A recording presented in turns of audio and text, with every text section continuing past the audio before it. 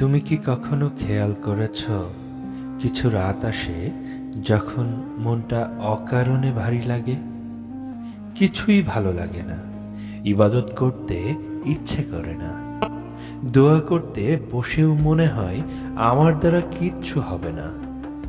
এই সময়টাই, এই মুহূর্তটাই শয়তানের সবচেয়ে প্রিয় সময়।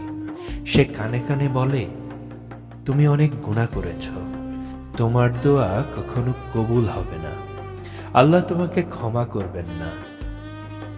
কিন্তু শোনো, শয়তান একটাই জিনিস সহ্য করতে পারে না, সেটা হচ্ছে আল্লাহর নাম।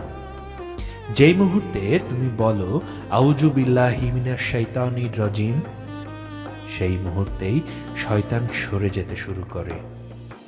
আর যখন তুমি ক্লান্ত কণ্ঠে বলো আস্তাগফিরুল্লাহ, তখন আকাশের দরজা খুলে যায়।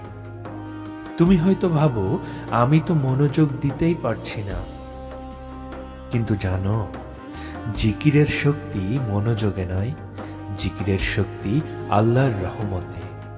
একটা সুবহানাল্লাহ, একটা আলহামদুলিল্লাহ, আর একটা লা ইলাহা ইল্লাল্লাহ।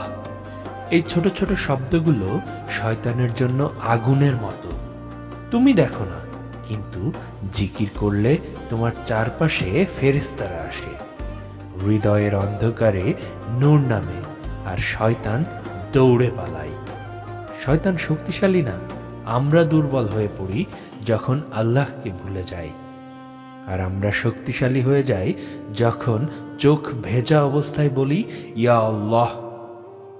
আজ যদি তোমার মন ভেঙে যায়, আজ যদি মনে হয় তুমি একা, মনে রেখো, একটা জিকির তোমাকে আবার আল্লাহর কাছে ফিরিয়ে দিতে পারে।